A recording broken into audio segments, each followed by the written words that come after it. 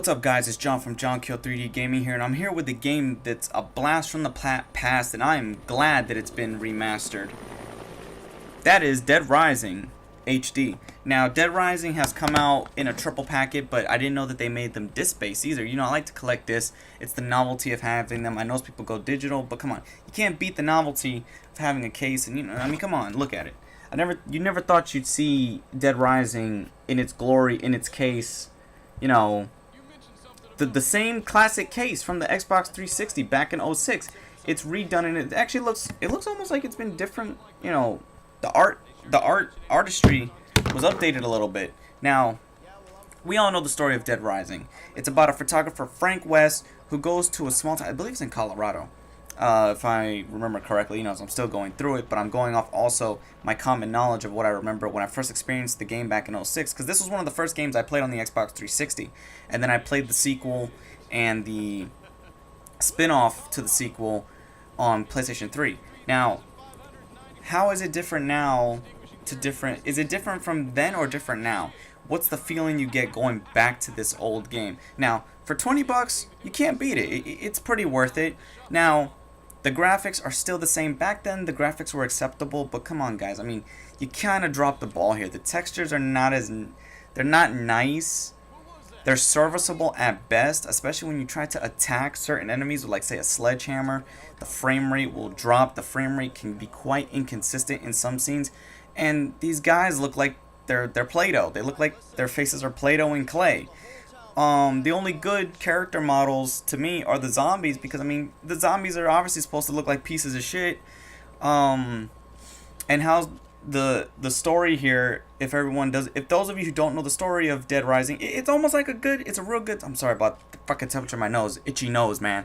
The story of Dead Rising, it's like a good zombie flick just put into a video game, and the whole aspect that you have this mall. This almost Dawn of the Dead type. This is the closest thing you're going to get to a Dawn of the Dead video game. I mean, come on. If you don't want Dawn of the Dead as a video game, you know, because movie license games suck, and you want a game that inspires based off it, come on. This is your best bet right here. It's Dead Rising. Now, let's get into the rest of this game here.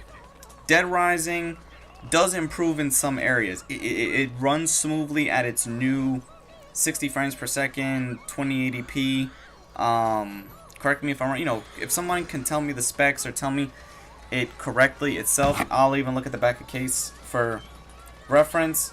You basically, the story mode is 72. You're in this 72-hour mode, and you have 72 hours to find out what's going on and get your ass out of there. I think the fucking mall gets leveled.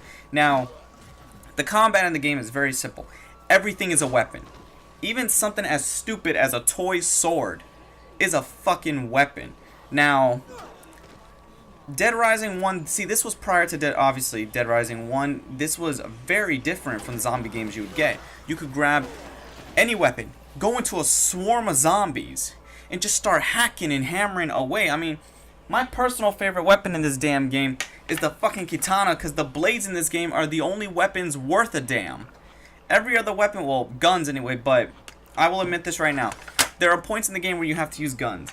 The gunplay sucks. I'm sorry, the gunplay sucks. The vehicle controlling, it's somewhat alright, but the weapon control when it comes to... Now, melee is fine. Melee, as you level up Frank West, killing hordes of zombies and doing missions and rescuing different survivors. Also, you could be taking on different psychopaths in this massive map. Like this map is almost like a little town. Even though it's a mall, it's like a little condensed town inside of it, because there's different sections, underground, above ground, different stores. It's just everything you would see in a Dawn of the Dead movie, just cranked up to 24. Now, like I said, the guns suck, but the melee is fine. Melee is very easy, accessible, but when you level up Frank West, you could do different abilities, like you can twist the zombies' heads off, you can front flip, you almost do a lot of wushu martial arts stuff. While you're doing these different cases, you have to solve each case at different time periods. Different time periods in the game will unlock different case missions or case files, because if you fuck up once on a mission, it's over. The game just ironically ends, which that's the downfall that doesn't plague Part 2. And we're going to get into that when I review Part 2. But Dead Rising 1, with its sprawling environments, with its at least nice, it's much faster. If you can get over the dated graphics and somewhat of its main repetitiveness, the one thing I found that's worth it is once you beat the game, you go into unlimited mode. And unlimited mode, you can just go balls to the wall and just kill any fucking zombie you want, kill any psychopath you want. And the one thing that's worth it is there's a Mega Man suit in the game.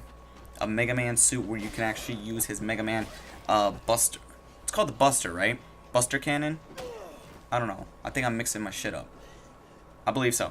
But for a good nostalgia trip, Dead Rising, it's a decent remaster. I give it a 7 out of 10. It's an okay remaster. And if you want to experience this game, pick it up for yourself.